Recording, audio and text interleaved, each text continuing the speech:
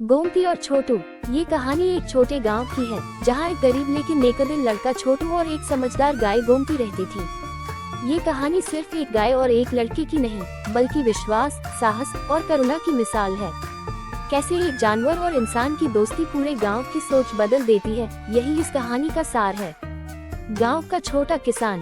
गांव का नाम था मंगलपुर। यहाँ हर कोई किसी न किसी तरीके से खेती से जुड़ा था। वहाँ एक 10 साल का लड़का था छोटू। छोटू का असली नाम था चिंटू प्रसाद, लेकिन सब उसे प्यार से छोटू बुलाते थे। छोटू के माता पिता बहुत गरीब थे। उसके पिता रामदीन एक साधारण किसान थे और माँ गौरी घर का काम संभालती थी।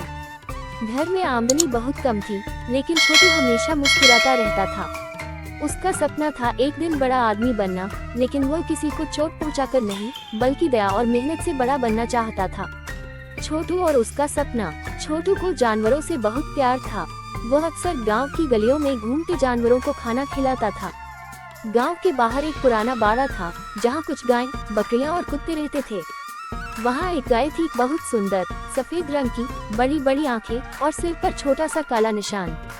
उसका नाम था गोमती।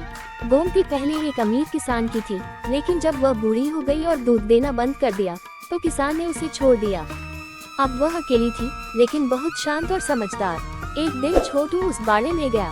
उसने देखा कि गोमती भूखी है और पानी भी नहीं मिला उसे। छोटू ने पास की नदी से अपने हाथों से पानी लाकर उसे पिलाया और घर से लाया हुआ रोटी का टुकड़ा उसे खिलाया। उस दिन के बाद हर रोज छोटू गोमती के पास आता, कभी कुछ खाना लाता, कभी बातें करता और कभी उसकी पीठ सहलाता। धीरे धीरे एक अनमोल दोस्ती बन गई, एक इंसान और एक जानवर के बीच की दोस्ती। गांव वालों की सोच। गांव वाले हंसते थे, अरे छोटू, ये बुढ़िया गाय तेरा क्या भला करेगी। लेकिन छोटू मुस्कुरा कर कहता, ये मेरी सबसे अच्छी दोस्त है। गौरी माँ कभी कभी नाराज हो जाती, घर में दाल नहीं है और तू उस गाय के लिए रोटियां ले जा रहा है। लेकिन रामदीन कहता, गौरी, छोटू दिल का अच्छा है, यही इसकी सबसे बड़ी पूंजी है। क्या होगा? एक दिन छोटू को गांव के मेले में जाना है, लेकिन गोमती बीमार हो जाती है। छोटू मेला छोड़कर उसकी सेवा करता है। गोमती एक दिन गांव को बचाती है जब एक जंगली बैल गांव में आ जाता है। गांव वालों की सोच बदलती है। फिर गांव में सूखा पड़ता है और गोमती एक चमत्कार करती है जो सबको हैरान कर देता है।